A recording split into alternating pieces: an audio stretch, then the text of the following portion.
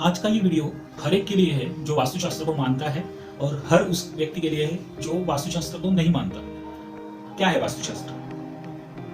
वास्तुशास्त्र मतलब ये चीज यहाँ पे रखना, वो चीज वहां पे रखना, ये दिशा में मुंह करके ये चीज करो, वो दिशा में बैठ के पढ़ाई करो, ये दिशा में भगवान की मूर्ति रहनी चाहिए, ये दिशा में अग्नि तत्व रहना चाहिए, किचन रहना चाहिए, ईशान्य कोण में बाथरूम नहीं आना चाहिए। ये सब आपको लगता है वास्तुशास्त्र है?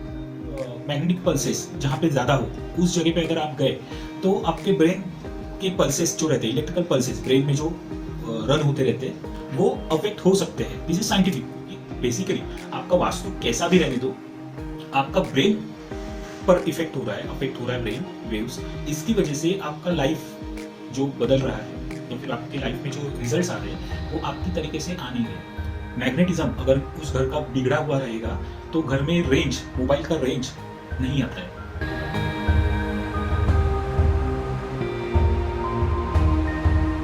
Hello knowledge seekers, this is Jitendra Vichare. Welcome you again in new knowledgeable video. आज का सब्जेक्ट है वास्तुशास्त्र। आपको लगता है वास्तुशास्त्र सचमुच इफेक्ट करता है? वास्तुशास्त्र को अगर साइंटिफिक बेस रख के आपने अगर उसके बारे में सोचा तो वास्तुशास्त्र जीवन के हर एक पहलू पर कैसे इफेक्ट करता है ये आपको वहाँ पे ही साइंटिफिकली पता चलना शुरू हो जाएगा। वास्तुशास्त्र को देखने से पहले हम लोग देखते हैं हमारा जो ब्रेन है उसका काम कैसे चलता है। शरीर शास्त्र जो है वो किस तरीके से काम करता है वो जान लेते हैं। ब्रेन में आपको पता है, ब्रेन में इलेक्ट्रिकल पल्सेस हर वक्त उनका आवागमन रहता है या फिर उनका आना जाना रहता है। आपको अगर यहाँ पे कुछ सुई चुभो दी तो उसका जो सिग्नल है वो इलेक्ट्रिकल पल्सेस की रूप में आपके ब्रेन तक पहुंचता है और ब्रेन रिएक्शन इलेक्ट्रिकल पल्सेस के रूप से ही उस जगह पे या फिर उस अवयव को, हाथों को, पैरों को, जो भी आपका अवयव है उसको वो पहुंचाता है। This is basic science, this is basic शरीर शास्त्र। ब्रेन के इलेक्ट्रिकल पल्सेस रहते हैं। ये जो इलेक्ट्रिकल पल्सेस है वो कुछ चीज़ें हैं उससे अफेक्ट हो सकते हैं। जैसे कि अगर आप किसी अलग जगह पे मैग्नेटिक फोर्स या फिर मैग्नेटिक पल्सेस जहाँ पे ज़्यादा हो उस जगह पे अगर आप गए तो आपके ब्रेन के पल्सेस जो रहते हैं, इलेक्ट्रिकल पल्सेस ब्रेन में जो रन होते रहते हैं, वो अफेक्ट हो सकते हैं। This is scientific. या रेडिएशंस का भी इफेक्ट ब्रेन पे होता है। हाई रेडिएशंस की वजह से बहुत सारी चीज़ें शरीर के अंदर बदलना शुरू हो जाता है। उसमें से एक महत्वपूर्ण भाग है जो है ब्रेन। सो ये सब चीज़ें, इलेक्ट्रिकल पल्सेस, रेडिएशंस और बहुत सारी चीज़ें रहती है, वो चीज़ें ब्रेन पे अफेक्ट करती है। ये इफेक्ट जो होता है वो अलग अलग माध्यमों से आप चेक कर सकते हैं। जैसे कि ब्रेन वेव्स, किस तरीके से वेव्स बाहर निकल रही है ब्रेन से, ये भी कैलकुलेट करने का एक इंस्ट्रूमेंट रहता है। उसके इंटरप्रिटेशन से आपको ये पता चल सकता है कि इस व्यक्ति की मानसिक अवस्था कैसी चल रही है। ये ज़्यादा घबराया हुआ है या फिर उसका इम्बैलेंस, मेंटल इम्बैलेंस है, या फिर वो अच्छा खासा एक स्ट्रॉन्ग मेंटालिटी वाला आदमी है। ये पता कर सकते हैं, ये चल सकता है पता इलेक्ट्रिकल पल्सेस की वजह से। ये जो पल्सेस रहते हैं वो वेव फॉर्म के स्वरूप में हम लोग देख सकते हैं। ये जो वेव फॉर्म में पल्सेस दिख रहे हैं वो दूसरी फ्रीक्वेंसी की वजह से अफेक्ट हो सकते हैं। यानी कि ये जो वेव है वो इस दूसरी वेव की वजह से अफेक्ट हो सकती है इस तरीके से। अभी आप सोच रहे हैं दूसरा वेव ये किस तरीके का रहेगा। ये दूसरी वेव जो रहती है वो अलग अलग तरीके से आपको दिखाई दे सकती है या फिर आपको आपके ऊपर, आपके ब्रेन के वेव्स के ऊपर अफेक्ट कर सकती है। जैसे कि आपके फैमिली मेंबर्स के भी ब्रेन में एक प्रकार की फ्रीक्वेंसी मिल सकती है, हो सकती है, जो अगर मैच हो गई आपसे तो आपकी ब्रेन वेव स्ट्रांग हो सकती है। अगर नहीं होती है मैच तो आपको तकलीफ हो सकती है। This is scientific. So basically आपके ब्रेन वेव को दूसरी कौन सी भी ब्रेन वेव या फिर फ्रीक्वेंसी या फिर रेडिएशन या फिर मैग्नेटिक फील्ड और भी बहुत सारी चीज़ें हैं वो अफेक्ट कर सकते हैं वेरी इजीली। अगर आपके ब्रेन वेव पे दूसरी फ्रीक्वेंसी अफेक्ट कर रही है और आपकी जो ब्रेन वेव है वो और स्ट्रांग हो रही है तो this is basically positivity for you. आपका लाइफ आपके ब्रेन वेव्स डिज़ाइन करते हैं। आपका ब्रेन वेव अगर स्ट्रॉन्ग तो आपका कॉन्फिडेंस लेवल हाई रहता है। आपके ब्रेन वेव्स अगर स्ट्रॉन्ग रहेंगे तो आपको कुछ जो डिसीज रहते हैं वो कम आएंगे। आपकी जो इम्यून पावर है वो स्ट्रांगली उसको अपोज कर देंगी, जो बैक्टीरियाज वगैरह का जो अफेक्ट रहता है या फिर अटैक रहता है उस पर। आपका ही ब्रेन जो मोस्ट इम्पॉर्टेंट चीज़ है आपके लाइफ को बिगाड़ने के लिए या फिर सुधारने के लिए। सो बेसिकली ये इतने तक आपको पता चला। अभी आते हैं वास्तुशास्त्र पे। क्या है वास्तुशास्त्र?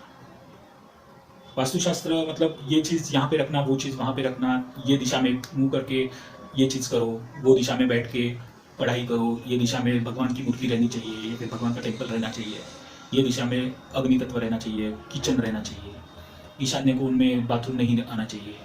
ये सब आपको लगता है वास्तुशास्त्र है? आपके वास्तु की, आपकी गृह की जो मैग्नेटिज्म है वो मैग्नेटिज्म प्योर और प्रॉपरली मेंटेन रहने के लिए कुछ चीज़ें कुछ योग्य दिशा में या फिर योग्य डायरेक्शन में रहने की वजह से आपकी जो मैग्नेटिज्म रहता है घर में वो प्रॉपरली सिंक्रोनाइज होता है। दिस इज वास्तुशास्त्र एंड वास्तुशास्त्र का साइंस। ये वास्तुशास्त्र आपके ब्रेन वेव्स पे क्यों अफेक्ट करता है? क्योंकि आप उस चार दीवारी में, उस स्पेस में रहते हो ज्यादातर टाइम। जहाँ पे आप रहते हो वो जो स्पेस है वो आप पर इफेक्ट करेगा, करता ही है।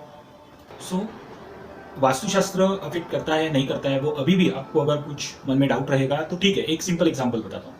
रोज आप खाना खा रहे हो, ठीक है, रोज आप खाना खा रहे हो, लेकिन अभी आपको बता दिया कि रोज जो जो खाना खाओगे आप वो कचरे के डब्बे के बाजू में जाके बैठना है और आपको खाना है खाना। आप रोज खाना शुरू करोगे, आप में से कितने लोगों को लगता है आप बीमार नहीं पड़ोगे?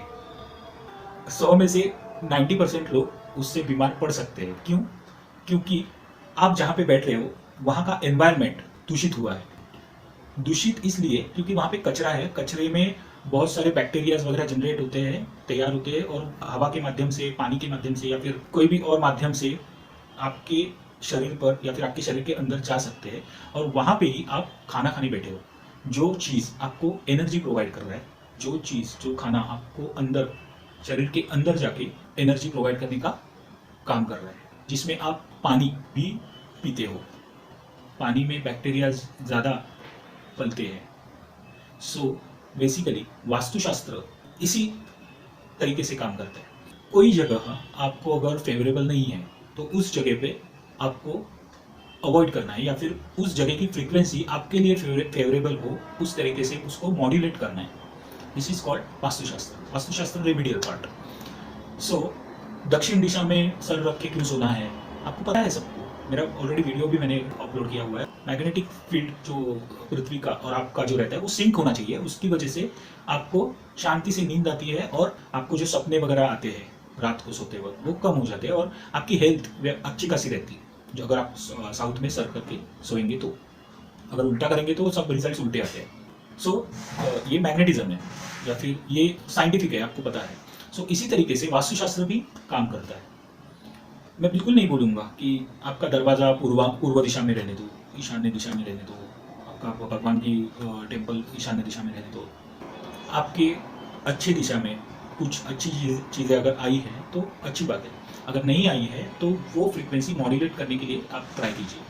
वो कैसे करते हैं वो अगले आने वाले कुछ वीडियोस में आपको पता चलेगा ही।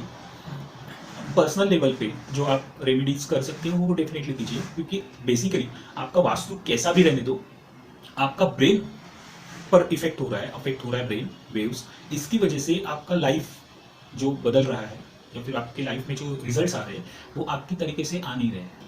आप जो एक्सपेक्ट नहीं कर रहे हो उसके रिजल्ट्स आपको मिल रहे हैं। आपको अगर एक्सपेक्टेड रिजल्ट्स आ रहे हैं तो कुछ करने की ज़रूरत नहीं है।